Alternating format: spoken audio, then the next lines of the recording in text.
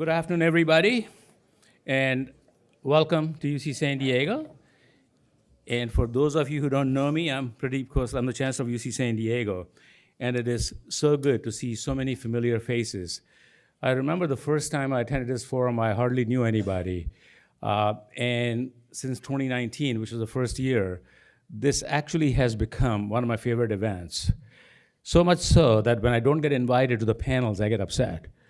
But people do invite me. It's my office who keeps on declining it because there's other stuff to be done, much less important, much more boring than the panels and the day you've gone through. So I hope you all had a great day. I'm told that it was a great day, and I'm so sorry I missed it.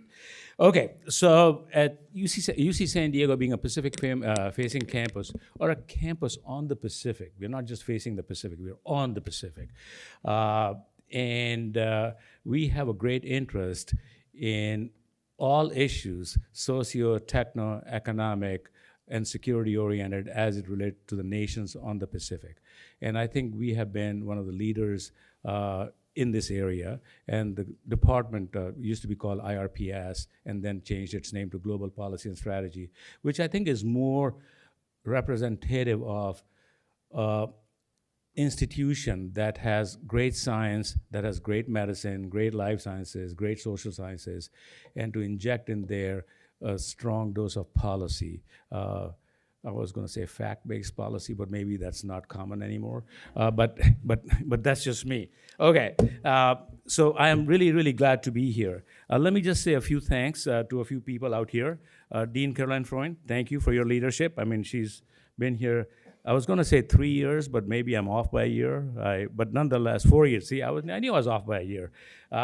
People do so much work that and it's really, so thank you, Caroline, for your leadership. Victor Shi, where are you, sir? Thank you. You've taken over, oh, there he is, hiding in the background. Thank you for your leadership, and he is now the director of this 21st Century China Center. And to the past and present co-chairs of this forum, I want to say a heartfelt thank you. There are some special people out here. I've never seen so many special people all in one place. First and foremost is my favorite person, one of my favorite alums, Kurt Campbell. Kurt, thank you. I mean, Kurt is a distinguished alum of UC San Diego, and he is, if I say, one of the brains and also the brawn behind this center to really make it very distinguished and to make it very highly accomplished. Without your leadership and your support, we would not have done this. Steve Hadley, where are you, sir? There he is. Thank you, sir. You are not only a leader for the nation, but you're a leader for UC San Diego and for this center. So I really appreciate everything you're doing for us. Ambassador Charlene Barshevsky, there she is. Thank you. And the same goes. You have not only done your service to the country, but your service to UC San Diego, which is not quite the country, but it's kind of approximately. It's good. Susan Shirk, my favorite faculty. Where are you, Susan? There she is. Thank you. When I first met Susan, I was just completely, how should I say, impressed by her contagious enthusiasm for this 21st Century China Center. Everything she does is for and about this center. And I think without her vision, without her energy, we would not be where we are. So thank you, really appreciate this. There are also many people in the forum who I've had the opportunity to meet in the past. Jake Sullivan, are you here? If not, okay, let me just say thank you. Errol Haynes, Kevin Rudd, I don't think he's here. Rush Doshi, Melanie Hart, Bonnie Glazer, Phil Zellico, and many, many others. So thank you to each and every one of you for taking your time and being here. And thank you for being a voice amongst all the experts out here and helping us think through what does the U.S. China relationship mean. And I have been so impressed and inspired by this center that I asked my people to change the name of U.S. Mex to 21st Century Mexico, to think about what does the relationship between U.S. and Mexico mean in the 21st century for both security and socioeconomic purposes. Not only that, we created the 21st Century India Center, again, inspired by this center, the way it's structured, the way it is thinking about relationships between two countries. And we want this place, UC San Diego, to be the go-to place for anything and everything to do with China, India, and Mexico at the very least. Not the only places, but at the very least. So thank you, everybody, for being here. So let me just say, let me just welcome Charlene Barshevsky to get us started, and she's going to introduce the speaker. Charlene, it's yours.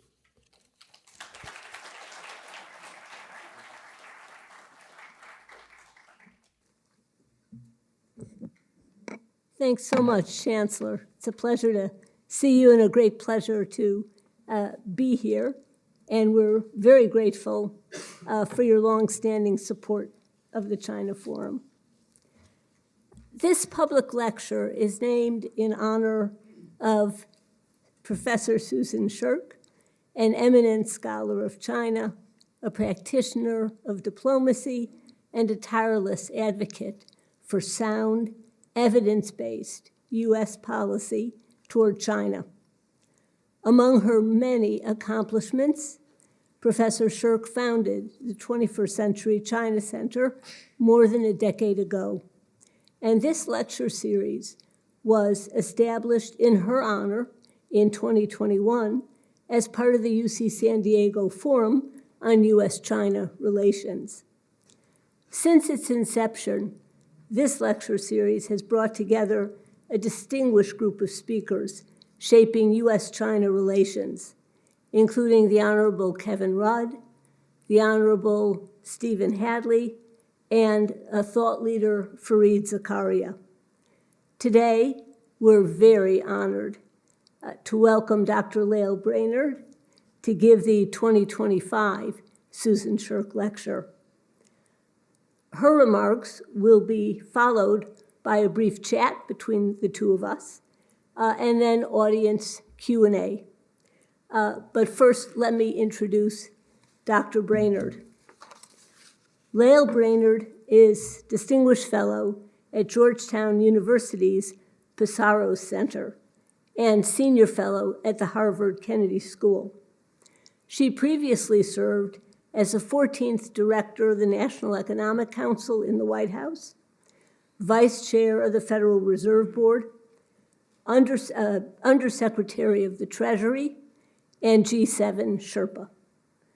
Dr. Brainard has been involved in the successful resolution of a number of financial crises, including the Asian financial crisis, the Euro area crisis, the pandemic financial crisis, there's a pattern here, Lael, and the U.S. regional banking crisis.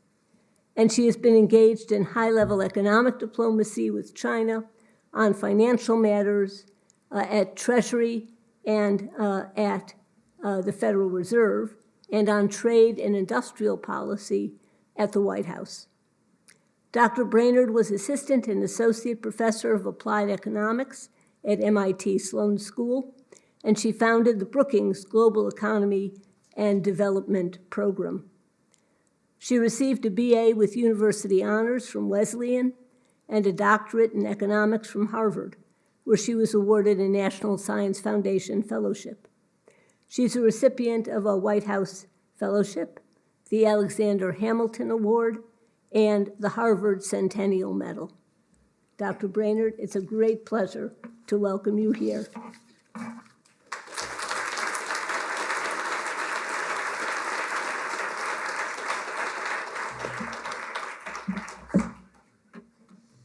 Well, it's a true pleasure to be here. Let me first thank Ambassador Barshevsky for those kind remarks. I was privileged to work with Ambassador Barshevsky, where I really admired both her unparalleled negotiating talents and her political acumen.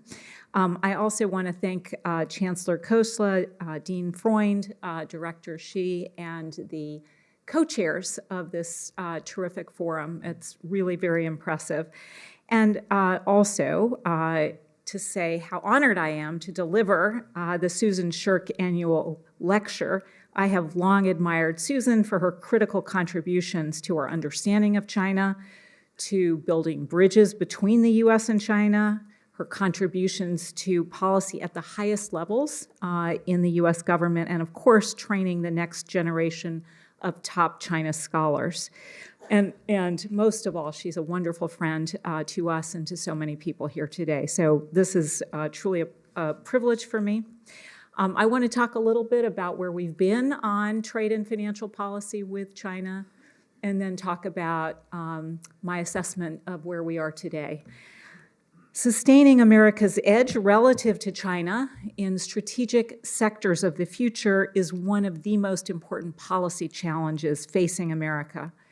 Since 2000, American economic policymaking has veered from encouraging China's integration into the global system to pressing China to be a responsible stakeholder of that system, to where we are today, countering many of China's efforts to reorder that system. So I want to talk a little bit about that evolution, but then really focus on what we are doing today.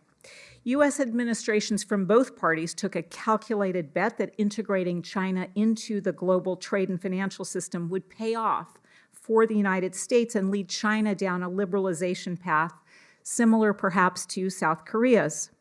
Instead, China's unbalanced export expansion, its extensive ongoing non-market practices, and the lack of an effective U.S. policy response harmed America's factory towns and soured public attitudes to trade, not just with China, but really with the world. China's rapid rise as a strategic competitor exacerbated the U.S. political costs. In effect, the U.S. took a bet that China's integration into the global system would change China, but instead, China's massive imbalances severely tested the system. China's WTO entry effectively expanded the global labor supply by more than 1/3 and caused a massive manufacturing supply shock. During this period, the United States did not mount an effective policy response. First, during a time when China's exports to the U.S. tripled, the administration did not use Section 421, which was a special safeguard put in place to protect against such surges. In fact, U.S. negotiators had used substantial leverage to secure that special safeguard because it had a very low bar, which allowed the U.S. to place restrictions on Chinese imports. It wasn't used until 2009, in fact, when the Obama administration did use it for the tire industry, but they then failed to use it to recapture the lead in solar panels, which was a key future sector, and we know how that turned out. That safeguard expired in 2013. Secondly, the United States was not able to secure enforceable restrictions on technology transfer that was forced. Since joining the WTO, China's engaged in extensive intellectual property theft, including through compelled technology transfer and cyber intrusions, which have been extensively documented in U.S. government investigations. And of course, this has important costs for the United States, not only commercially, but also in the national security arena. Finally, not only did U.S. policy not sufficiently protect American businesses and workers and technologies, but it declined to promote investments at home. It declined to mount an effective counter to China's industrial policy. When it became clear that China would continue to have extensive state involvement in its economy, the United States could have implemented its own domestic investment policies to level the playing field. More generally, when companies from one jurisdiction are backed by state support, it's quite difficult for competitors in other jurisdictions to obtain market financing in capital-intensive businesses, areas like semiconductor fabrication, or areas where you need to make massive capital investments before demand materializes at scale. Those trade challenges were compounded by international financial challenges. During the Asian financial crisis, there was a brief moment when the interests of China and the United States were aligned. China was maintaining a fixed peg against the dollar to safeguard its own financial stability, and this reinforced America's efforts to stop a downward spiral of competitive currency devaluations. But a much longer period of divergence followed as China intervened to maintain its currency at an increasingly undervalued rate despite its WTO pledges. As a measure of the extent of that intervention, China's foreign exchange reserves grew rapidly from less than $1/5 of a trillion in 2001 to $3.3 trillion just 10 years later. The undervaluation of the currency against the dollar contributed to a tripling in the U.S. trade deficit with China in about 8 years.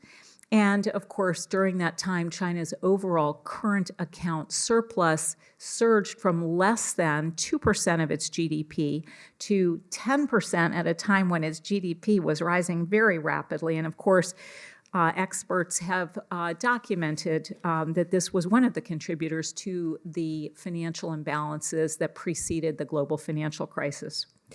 During the recovery from the global financial crisis, torturous negotiations led to partial liberalization of China's exchange rate mechanism, and we did actually see a 16% appreciation of the currency and a reduction of the current account surplus.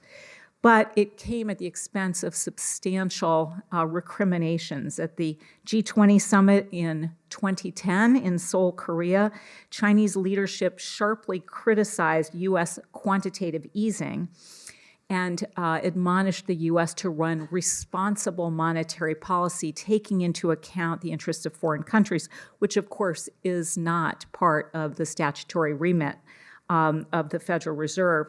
In turn, U.S. policymakers pressed China to de-link from U.S. monetary policy simply by allowing the market to determine its exchange rate, and also to stop its dependence on what was then quite weak foreign growth by stimulating its own domestic consumption. China's leadership instead leaned on domestic investment to meet growth targets, which contributed to a massive property bubble, which of course remains somewhat of an overhang today.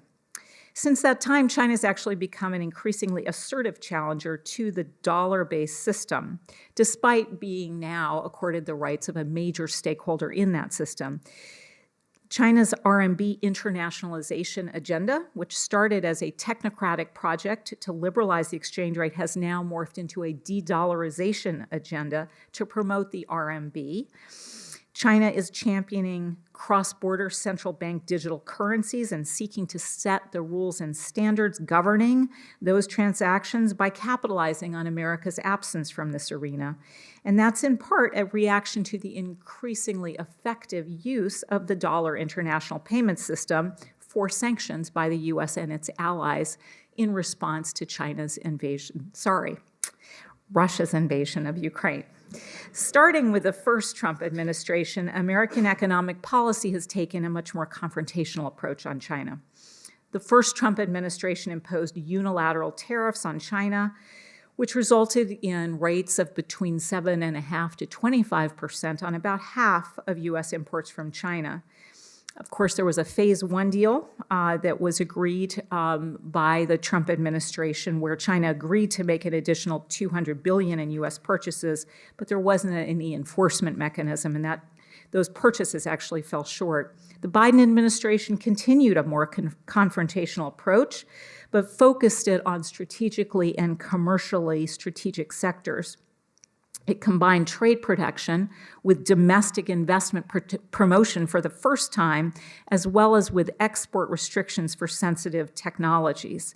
In a handful of sectors, it implemented domestic incentives for investment and R&D and coupled that with tariffs that ranged between 25% and 100% just on Chinese imports. The second Trump administration is actually quite different, not only from the Biden administration, but also from the first Trump administration with regard to China policy. My own assessment is that current policy is not actually very focused on this U.S. China agenda in an effective way, and there are ways that it could be strengthened, and I'll go through those. First, current U.S. tariff policy is actually designed to achieve aggressive revenue targets.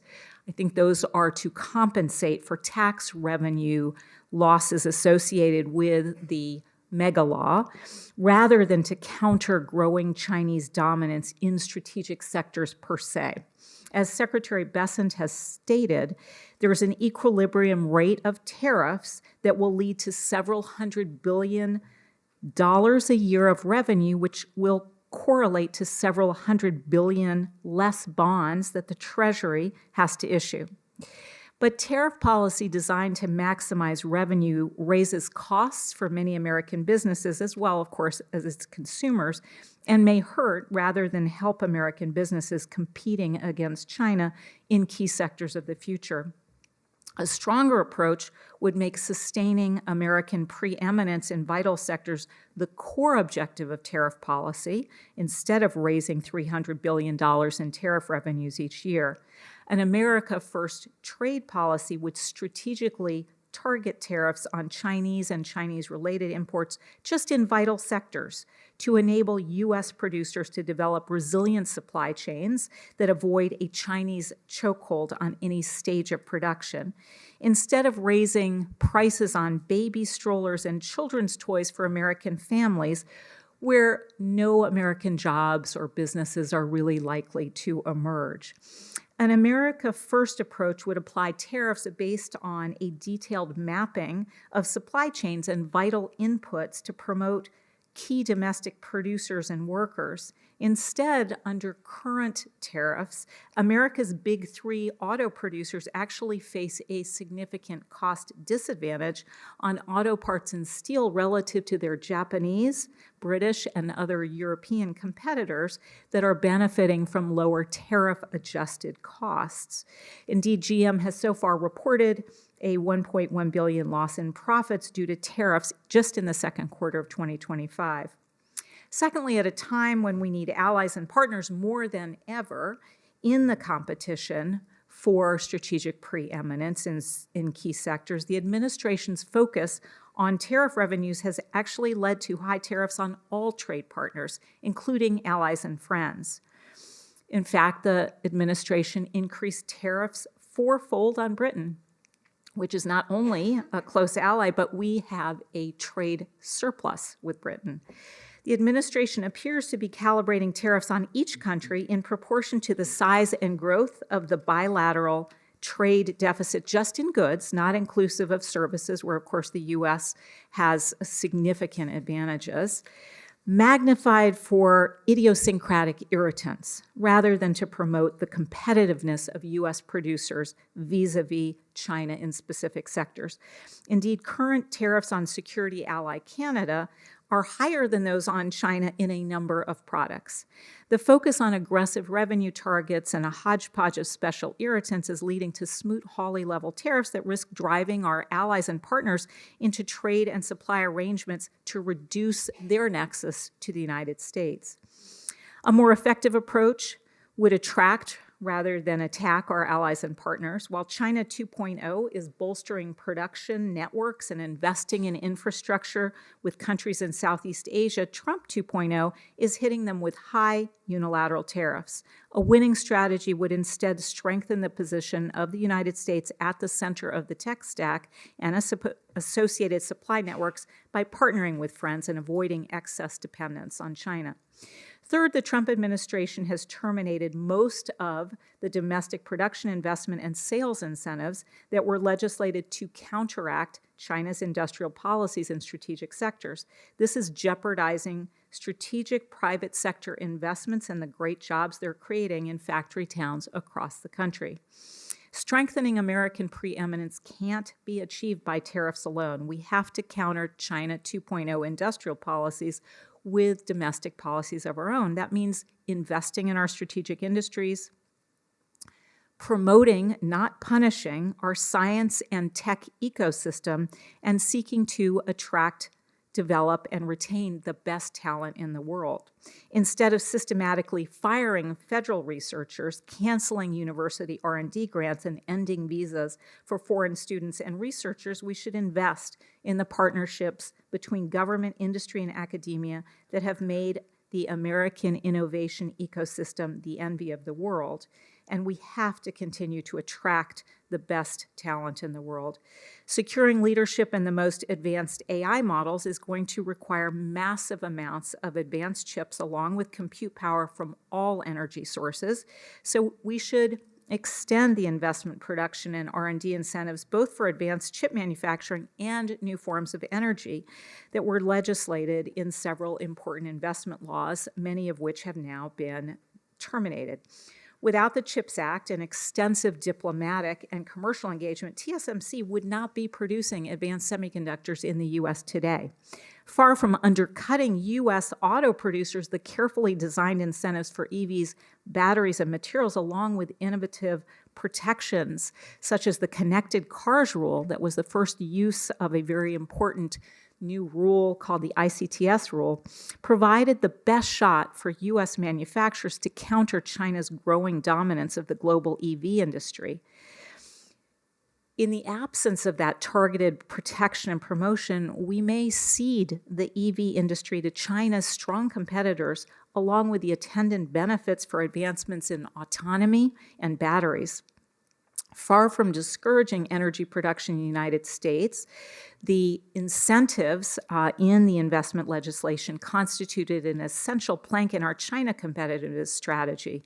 Investing in transmission lines and nuclear and geothermal energy is key to the future of AI preeminence.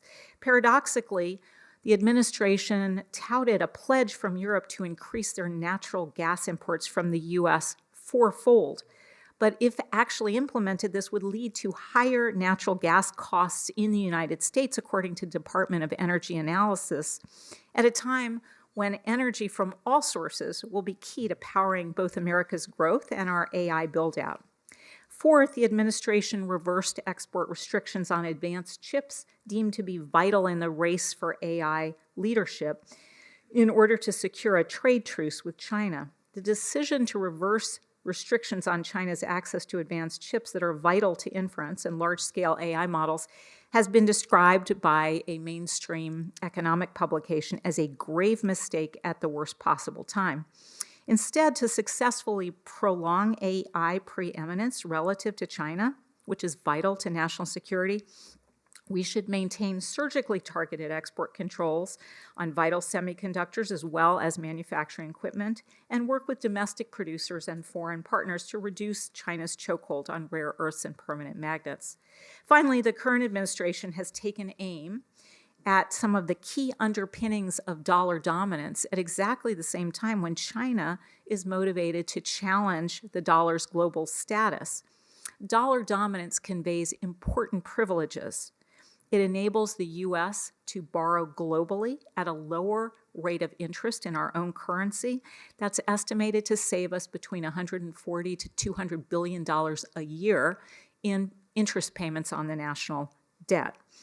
It also facilitates the imposition of targeted sanctions to advance national security objectives. But that dollar privilege, in turn, reflects investor expectations the U.S. will remain highly creditworthy, the Federal Reserve will have its independence to keep inflation low, and the dollar will hold its value. But the administration is putting those expectations to the test. It signed into law a $4 trillion increase in the national debt. When Moody's credit rating agency downgraded U.S. creditworthiness in anticipation of that law, the yield on 30-year treasuries jumped above 5% and the dollar weakened.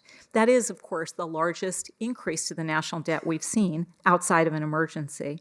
The White House has made multiple statements talking about replacing the chair of the Federal Reserve before his statutory term ends and calling on the Federal Reserve to lower interest rates in order to save the administration hundreds of billions of dollars in payments on the federal debt. But of course, that is not the statutory mandate of the Federal Reserve.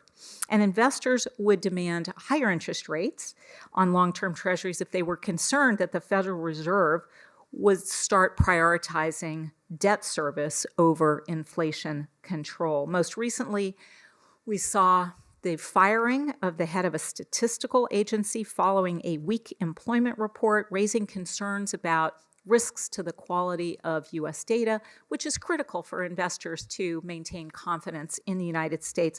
That is actually the kind of move that I would be expecting of China, as it did with its national youth unemployment statistics when it didn't like them, not the U.S. So finally, just to say on that front, to sustain American preeminence, we should actually strengthen the foundations of dollar dominance at precisely this moment when China is working with other countries to challenge the dollar payment system. I think it's very unlikely the RMB has the necessary attributes to actually replace the dollar, but China has ample capacity to erode the centrality of the dollar, including by establishing alternative payment rails, which it's working on doing, and via CBDC settlement systems. The risk to that dollar dominance will be greater the more that other countries lose trust that the United States is a reliable partner. So America First policy needs to sustain the incumbency advantages from the central role of the dollar by demonstrating our commitment to the dollar-based international system and the independence of the Federal Reserve. So just quickly to wrap up before we turn to our discussion, over 25 years, the U.S. has gone from encouraging China's integration into the international system to now finding itself countering China's efforts to reshape that system in areas ranging from advanced manufacturing and AI to the global payment system. The second Trump administration differs from both of its predecessors. It has focused on tariff revenues as the overarching goal of trade policy rather than countering the challenge from China per se. And that does have some potential risks to the competitiveness of key American producers who rely on imports for key inputs. It also risks losing the hard-earned trust of allies and partners. Current policy has terminated investment incentives and government support for innovation in areas that are vital to countering the China 2.0 agenda and reversed some important export controls that are vital to advanced AI inference.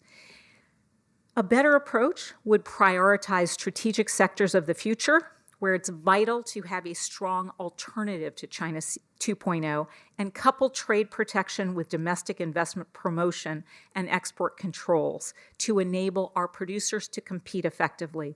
We should make sure the U.S. stays at the center of the world's leading tech stack by attracting rather than alienating partners.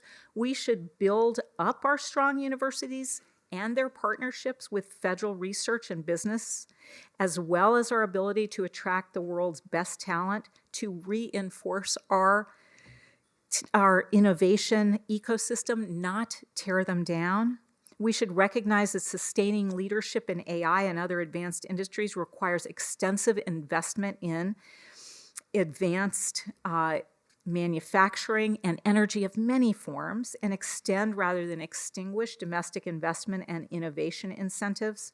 We should counter the de-dollarization agenda by actively supporting the institutions and arrangements underpinning the dollar-centered international financial system. In short, it's vital to sustain our preeminence by strengthening our strong institutions, alliances, and incumbency advantages, not by undermining them. So with that, let's turn to a conversation with Charlene. Thank you.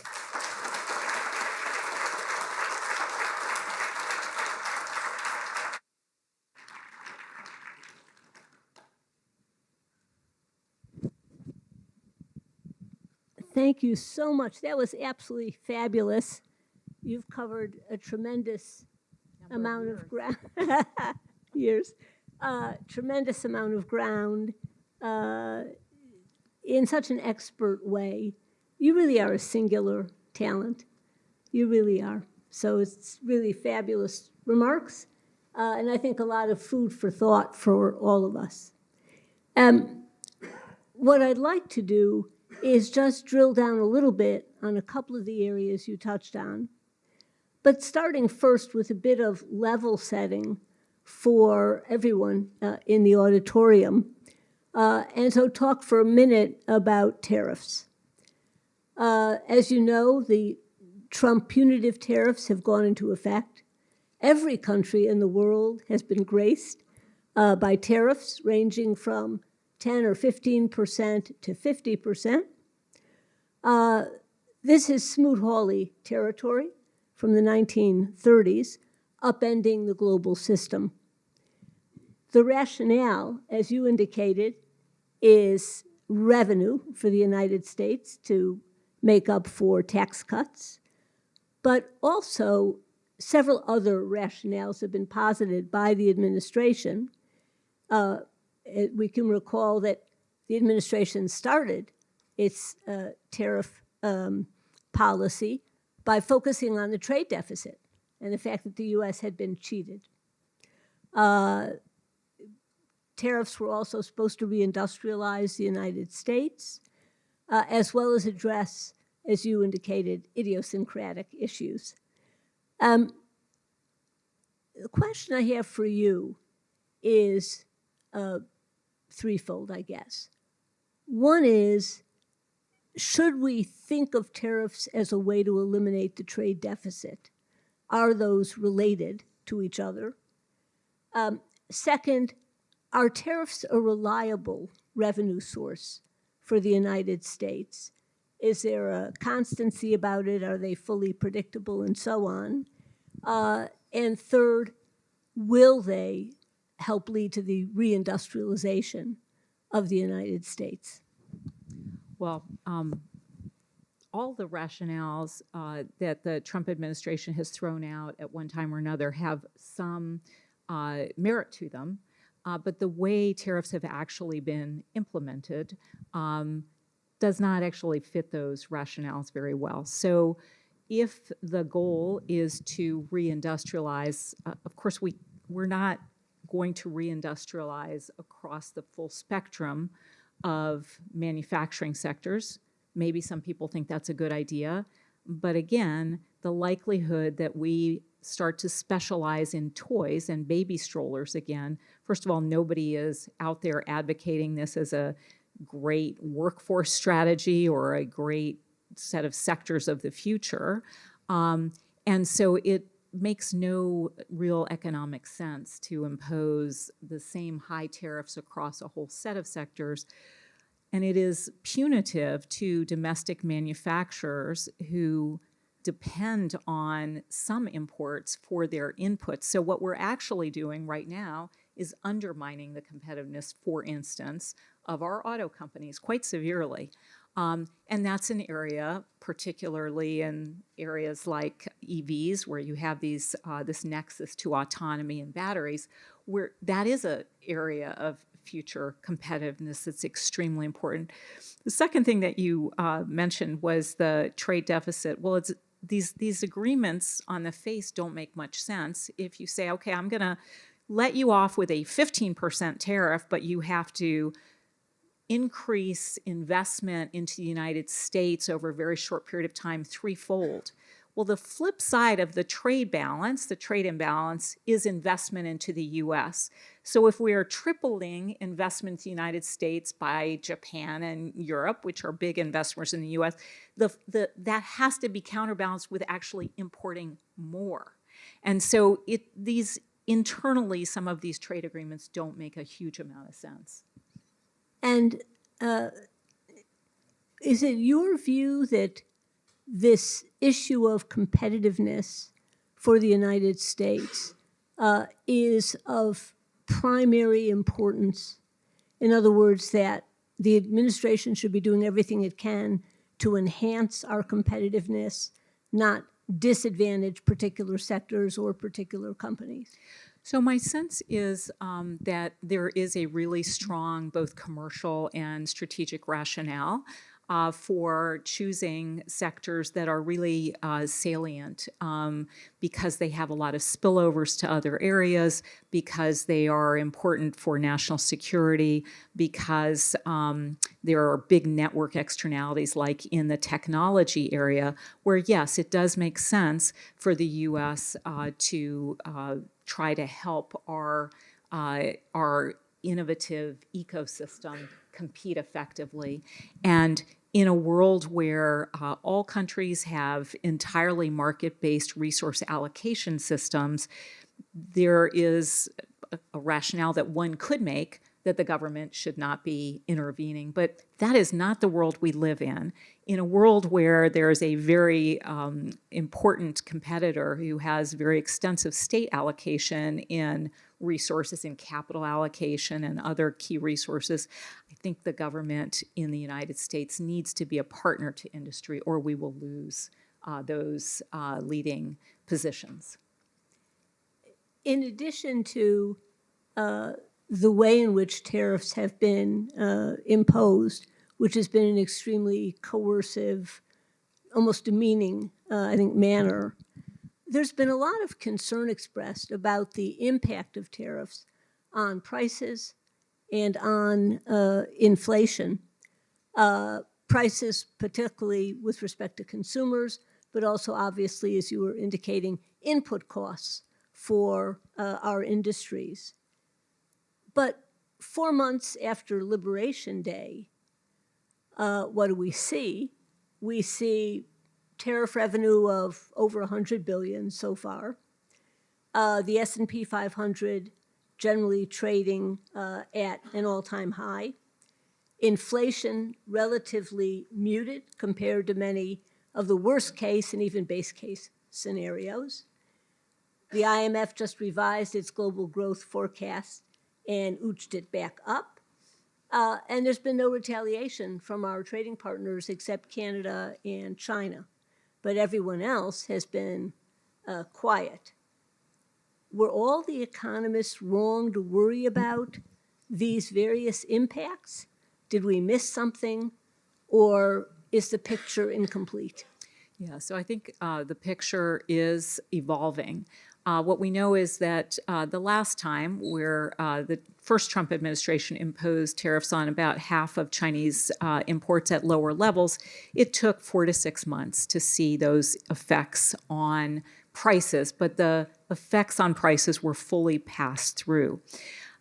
What we're seeing now is in the last inflation report, you actually do see very large increases in durables, in household furnishings. So you are starting to see some of those goods areas jumping up.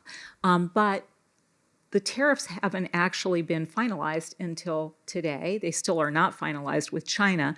And so it's a very dynamic picture. It's been very hard for businesses to actually plan. So what they did was they put a ton of stuff on ships, which you saw in the trade numbers. You had this massive spike in the first quarter, then it reversed in the second quarter. Exactly the mirror image happened to inventories. And so there was a lot of prepositioning of goods. But what we don't know going forward is how much consumers will actually absorb price increases. If they don't absorb price increases and businesses have to absorb them instead, then the stock market's going to look a little less positive, and the labor market will look a lot less positive. So it's very much an evolving situation, but certainly the last labor market report, where you saw that basically the private sector is not hiring, has stalled out for the last several months, is one of the predicted effects of the tariff uncertainty that we've seen.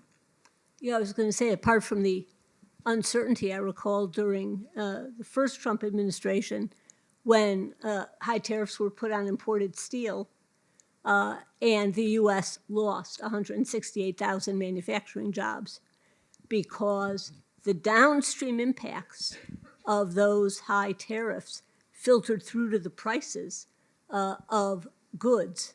Filtered through first the inputs, and then prices of goods, auto industry being a prime example of the loss of jobs in downstream industries because of tariffs on the primary commodity. Let me just turn this a little bit and talk about sort of tariffs, sanctions, export controls, China's own drive for self-sufficiency. All of these issues funnel into the debate about decoupling or de-risking from China, and frankly, China from the United States. They have similar concerns. For the U.S., decoupling has been an acute focus since COVID. When it became clear we had huge manufacturing gaps and we were vulnerable, unable to supply our own basic medical necessities, let alone many other kinds of products.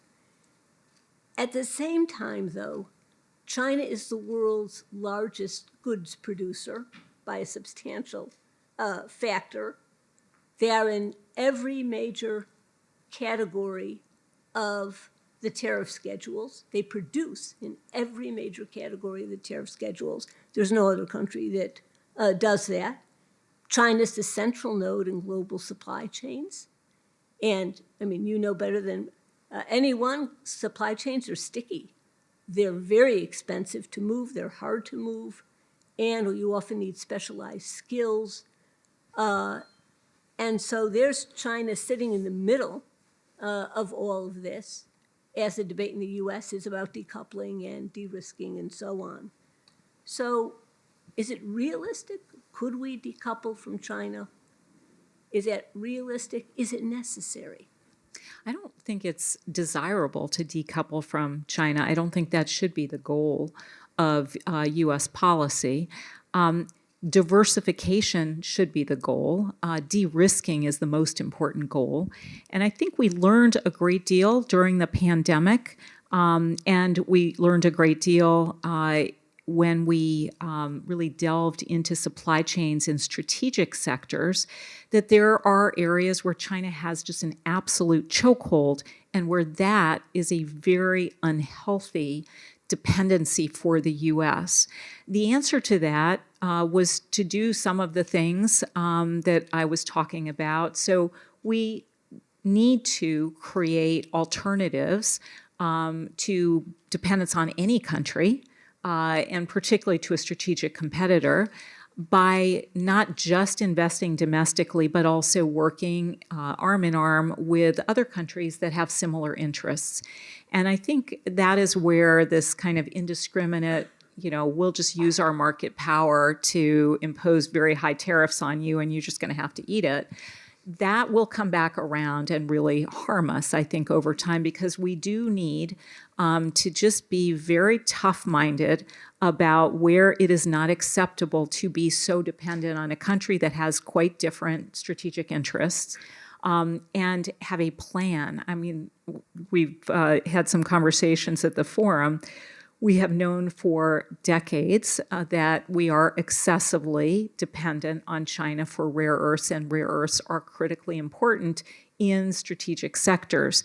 And yet we still have not developed really adequate alternative sources. And in fact, in some cases where there have been private sector investments, when those investments have teetered on the brink of bankruptcy because of China's very aggressive pricing that drives competitors out of business, the U.S. government doesn't come in to sustain those companies' ability to survive. So we've really got some areas where we have serious vulnerabilities and we need a sustained strategy.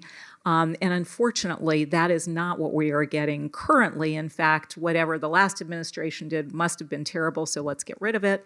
We really are not working with allies and partners in some of these areas where, in some critical minerals, we absolutely need to develop partnerships with countries where there are deep reserves and capabilities that we just don't have here.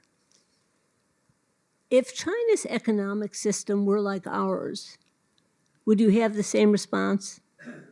So I believe that if we were talking about a competitor with a really market-based system, we would not be having this conversation. I really believe that we are in a position where certain types of market-based competition have just been undermined. You look at the Chinese EV sector, you have massive numbers of EV competitors that have been sustained by a whole host of different overlapping things. You have local governments providing special subsidies to their local champions. You have capital allocation from the state-owned banks.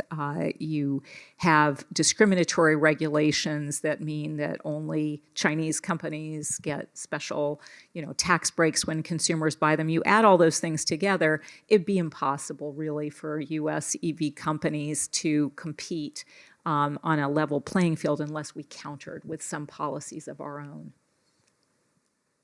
If China were Vietnam, so it's not our economic system, but Vietnam is a close partner, not an ally, but a close partner, would the response be the same? So, I think you're perhaps getting at some, there's a set of salient differences. And of course, not only is China a strategic competitor and has extensive non-market allocation, as do other countries, it's also at a scale and a stage in its strategic development that puts it in a category all by itself. And if you look at what they are doing in a variety of the most important science and tech sectors and the resources that they have to deploy, they are able to mount a competitive threat that is entirely unique. So if we look at China's domestic economy and at its economic model, we see that China is heavily dependent on a model that relies on fixed asset investment and exports. And that has led to severe overcapacity in a large number of sectors: steel and aluminum, the automotive sector, solar panels, and many, many other sectors. Its export volume is growing at 3 times the rate of the growth in global trade.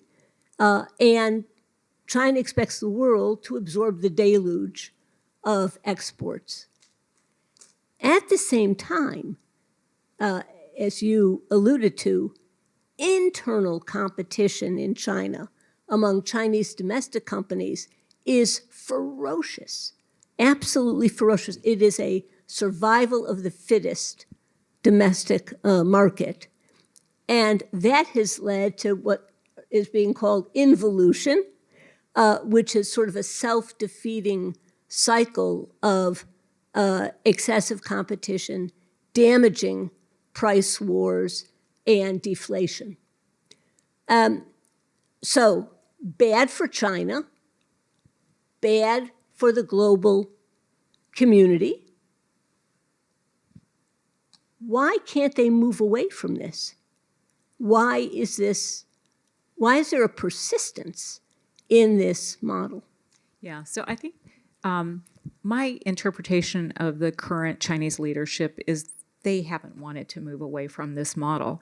And the U.S. government and many of our friends and partners around the world, but particularly the U.S. government, has been engaged in a very deep dialogue with China for many, many years about all the great things China could do to turn to its vast domestic market and really empower its consumers to drive growth the way that is the case in many market economies around the world. The kinds of policies that are obvious and that the World Bank has suggested and the IMF has suggested, China has been unwilling. This leadership in China has been unwilling to undertake. And it is now quite challenging for them because they have a set of incentives at the local government level, which leads to this overcapacity. And so I think they are actually quite challenged now in dismantling their existing model, which has led to this massive property bubble, but also this massive overcapacity. So I think they are in a bit of a difficult situation, but it is not because there are not alternative policies that have been clearly effective in other countries. It is because this is the growth model that they are comfortable with, and unless the world makes it painfully obvious that it is not sustainable, they will continue doing it. And that is why when we imposed 100% tariffs on automobiles in the last administration, we worked with Canada to do the same, which they did, and Europe, which I think to their own detriment they did not do and should have done. But I think over time, as these exports seek other markets, you're seeing steel tariffs put in place by Brazil and India against China. So there is going to be a counter reaction, and I think that's important. So I wanted to cover central bank digital currencies and globalization, but I promised we'd have audience Q&A. So, and I want to leave time for that. So please, if we can open this up. Yes, Senator Baucus. Well, wonder if you could address stable coins. I mean, the Trump administration is very interested in cryptocurrencies generally. SEC is moving that is more relaxing, frankly. I understand China is experimenting with stable coins, perhaps concerned about stable coins being used in the United States to strengthen the dollar, frankly. If you could just talk to us about stable coins and cryptocurrency and stable coins. What's the effect of all that? Well, that's a big question. I'd like to say thank you, Max. That was my question. Oh, Well, I'll say just a few quick things because it is a really big question. But I will say that obviously right now, stable coins are used for the large majority of transactions in the crypto ecosystem. And so they are a vital mechanism for getting in and out of positions in crypto trading.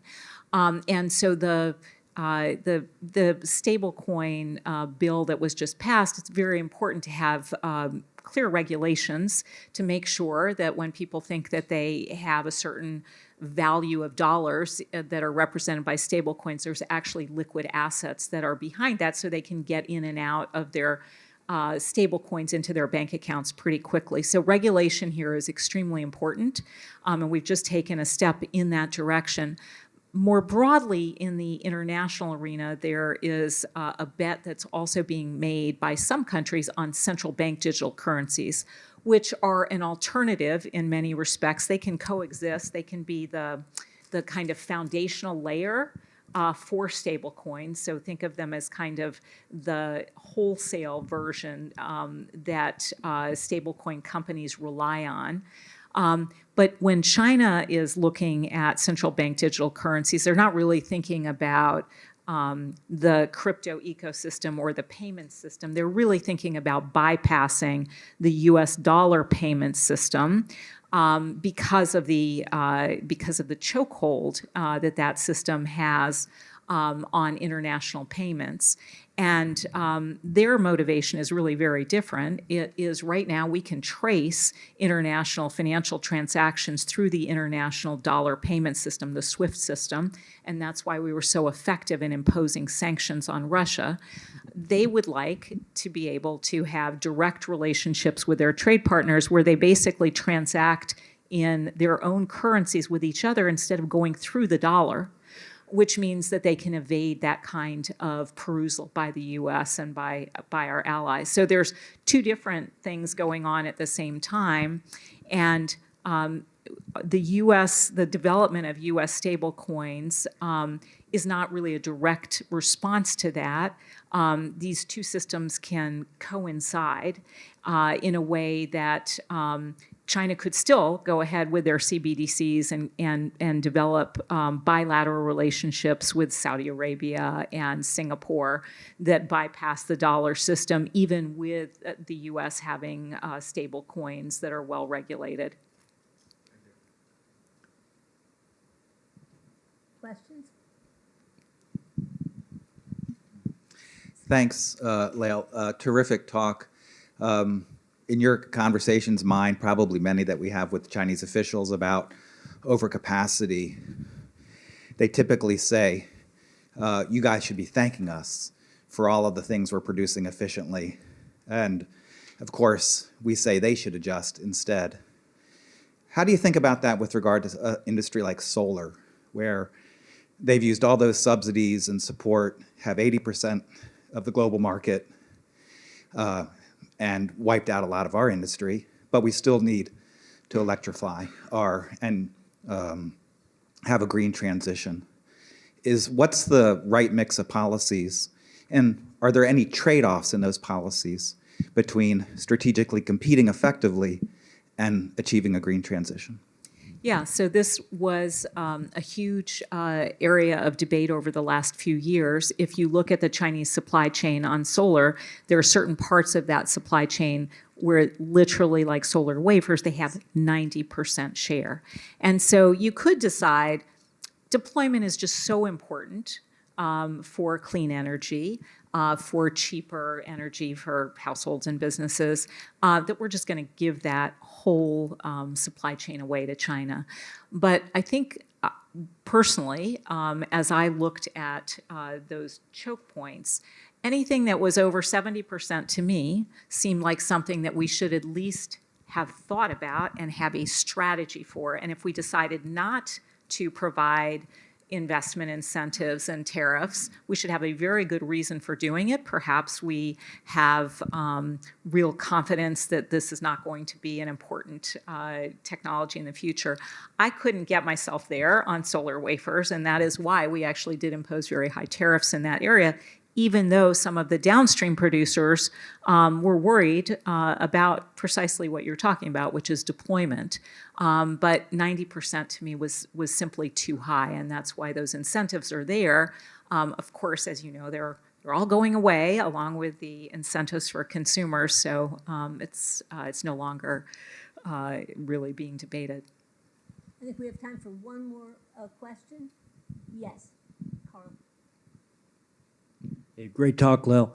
A question going beyond U.S. China, but I think everyone would be interested. Has the United States over the last several decades, have we been excessive in our use of financial sanctions? And is that too, then if so, is that too a reason that there may be less confidence in the dollar or less support for it? Yeah, so I do think there are a small number of countries who would like to find an alternative to the dollar payment system because of sanctions. But the broader debate over de-dollarization includes Europe, for instance, where, of course, that isn't their motivation at all. As I think about the dollar system, the easiest way to think about it is just like the English language. It's just so much more efficient if you're from countries with small languages. If you both know English, you can always transact, but it's much more inefficient to learn 17 different languages, right, than to just have one common language. Well, so too, for a lot of countries, it's just efficient to price in dollars and to transact in dollars because it means they don't need to hold 17 different currencies, right, in their reserve. So it's very efficient for most countries. And so the reasons for de-dollarization on the sanctions front is a small number of countries, and then you might have Europe, which has a very large internal market that has its own reasons for wanting to move away from the dollar, and that's because of their just scale in the world economy. With regard to sanctions, I think, when you say excessive use of sanctions, I mean, I look at what was done in the wake of Russia's invasion of Ukraine. That was an incredibly powerful set of tools. We seized Russian sovereign assets for the first time. We basically choked most Russian companies out of the SWIFT international payment system. It allowed us to vastly reduce the revenues that they could count on from oil initially. Of course, it's a moving target. But you have to think about, well, what did that save us in terms of the arena that you know best, which is not having to deploy military assets and not being involved directly in conflict. And so from that perspective, the use of sanctions can be a very efficient mechanism to extend our national security objectives. And the cost is simply that you have countries like China looking to find alternative payment mechanisms. The cost benefit's probably pretty good on that. Lael, I can't thank you enough on behalf of the audience here and on behalf of the 21st Century China Center. You're phenomenal. Thank you so much.